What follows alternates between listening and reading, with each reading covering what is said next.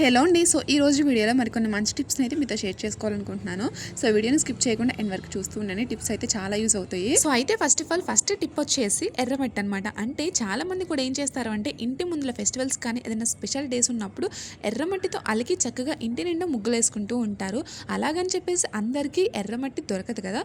ఒకవేళ ఎర్రమట్టి లేకపోతే ఈ విధంగా ట్రై చేయండి. అయితే ముందుగా ఒక గిన్నెలోకి కొంచెం బియ్యం పిండి అనమాట. మన అందరి ఇళ్ళలో కూడా బియ్యం పిండి అయితే ఉంటుంది కదా. కొంచెం బియ్యం పిండి తీసుకొని దానిలోకి ఇట్లా రెడ్ కలర్ ఫుడ్ కలర్ ఉంటుందిగా అదైతే యాడ్ చేశాను. ఒకవేళ మా దగ్గర ఇట్లా రెడ్ కలర్ లేదు బియ్యం పిండి ఉందనుకునే వాళ్ళు బియ్యం పిండిలో కుంకుమ ఉంటుంది కదా, కుంకుమను అయితే యాడ్ చేసుకోవచ్చు. మెరూన్ కలర్ కుంకుమ యాడ్ చేసుకున్నారు అంటే సేమ్ ఎర్రమట్టి లాగే ఉంటుందన్నమాట. నా దగ్గర ఇట్లా రెడ్ కలర్ ఫుడ్ కలర్ ఉందని చెప్పేసి యాడ్ చేశాను. ఒకవేళ కలర్ లేకపోతే కుంకుమను యాడ్ చేసుకోవచ్చు.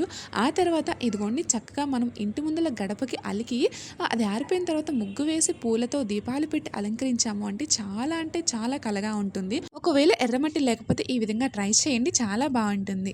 సో నెక్స్ట్ సెకండ్ టిప్ అనమాట. సో ఇది వచ్చేసి మనందరం కూడా కార్తీక మాసంలో ప్రతి ఒక్కళ్ళు 365 ఒత్తులు వెలిగిస్తూ ఉంటాం కదా. సో అయితే చాలామంది బయట కొనుక్కొస్తూ ఉంటారు. బయట కొనుక్కొస్తే వాటిల్లో 365 ఒత్తులు ఉంటాయో లేవో గ్యారంటీ ఉండదు. అండ్ అలాగే ఇంట్లో చేసుకోవాలి అంటే నార్మల్గా చేత్తో చేయాలంటే 365 ఒత్తులు చేయాలంటే చాలా కష్టం అనమాట. అందుకని చెప్పేసి ఇట్లాగో చిల్లులు గిన్నె లేదంటే చిల్లులు గరిటె సహాయంతో ఇక్కడ నేను చూపిస్తున్న విధంగా కొంచెంగా కాటన్ తీసుకొని అటువైపు నుంచి ఇటువైపు లాగేశారు అంటే మనకి చాలా సన్నటి ఒత్తులు అయితే తయారవుతూ ఉంటాయి అనమాట. ఇలా మనం 360 ఒత్తులేంటి కనీసం 1,00,000 ఒత్తులైనా చాలా ఈజీ ప్రాసెస్లో ఈ చిల్లులు గిన్నెతో చేయొచ్చు అనమాట. కార్తీక మాసంలో ఖచ్చితంగా ట్రై చేయండి. సో దెన్ నెక్స్ట్ వచ్చేసి చాలామంది కూడా మనందరం కూడా తెల్లవారుజామునే గుడికి వెళ్ళి గుళ్ళో పూజ చేసుకుంటూ ఉంటాం ఈ కార్తీక మాసంలో. అయితే చాలామంది కొత్త వాళ్ళు ఉంటారు. కొత్త వాళ్ళకి సో గుడికి ఏమేమి తీసుకువెళ్ళాలి, తెల్లవారుజామునే కార్తీక మాసంలో పూజ చేయాలి అంటే ఏం తెలియదు అనమాట. సో వాళ్ళ కోసం ఈ వీడియో. సో ముందుగా మల్టీపర్పస్ బాక్స్లో పసుపు, కుంకుమ, అక్షింతలు, ఒత్తులు, కర్పూరం ఇవన్నీ కూడా దానిలో స్టోర్ చేసి పక్కన పెట్టుకున్నాను. ఆ తర్వాత బియ్యం పిండి, నువ్వుల నూనె కూడా ఒక చిన్న డబ్బాలో అయితే స్టోర్ చేసి పెట్టుకుంటే సో చాలా నీట్గా ఉంటుంది. అలాగే పూలు, అగ్గిపెట్టె, తమలపాకులు, వక్క, తాంబూలం ఇవైతే అస్సలు మర్చిపోకూడదు. అండ్ అలాగే ధూప్ స్టిక్స్, ఇట్లా సాంబ్రాన్ కడ్డీలు. ఆ తర్వాత మెయిన్గా మనకి హారతి ఇవ్వడానికి హారతి ప్లేటు అలాగే గంట అనమాట. ఒకవేళ మనకి హారతి ఇవ్వడానికి హారతి ప్లేట్ తీసుకెళ్ళడానికి కుదరకపోతే ప్రమిదలో అయినా హారతి ఇవ్వచ్చు. గుళ్ళో మనకు ప్రమిదలు అవైలబుల్గా ఉంటాయి కాబట్టి ఏం పర్వాలేదు. ఆ తర్వాత న్యూస్ పేపర్ అలాగే నాప్కిన్ పసుపు కుంకుమ అవుతుంటుంది కాబట్టి కంపల్సరీ తీసుకెళ్ళాలి. సో ఇలా మనం ప్రతిసారి గుడికి వెళ్ళేటప్పుడు ఈ విధంగా ప్యాక్ చేసుకుని నీట్గా వెళ్ళాము అంటే చాలా నీట్గా ఉంటుంది, ఏది మర్చిపోకుండా ఉంటాము.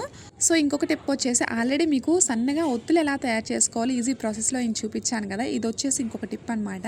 అయితే ముందుగా సాంబ్రాన్ కడ్డీ తీసుకొని ఆ సాంబ్రానికి పైన ఉన్న బ్లాక్ కోటింగ్ అంతా నలిపేసి ఇదిగోండి ఇక్కడ నేను చూపిస్తున్న విధంగా కొంచెంగా కాటన్ తీసుకొని ఆ తర్వాత ఇదిగోండి ఈ సాంబ్రాన్ కడ్డీ సహాయంతో మనం ఒత్తులు అయితే తయారు చేసుకోవచ్చు. ఇలా 360 ఒత్తులు కూడా చాలా ఈజీగా చేసుకోవచ్చు.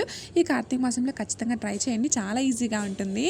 సో అయితే ఈ టిప్ వచ్చేసి చాలా మంచిగా యూజ్ అవుతుంది. సో అయితే ఫస్ట్ ఆఫ్ ఆల్ మనం అగ్గిపెట్టెని బయటికి తీసుకెళ్ళేటప్పుడు అన్న గుడికి లేదు అంటే ఇంట్లో అయినా ఎలా అయినా సరే అగ్గిపెట్టె ఒక్కొక్కసారి తడిచిపోతూ ఉంటుంది కదా.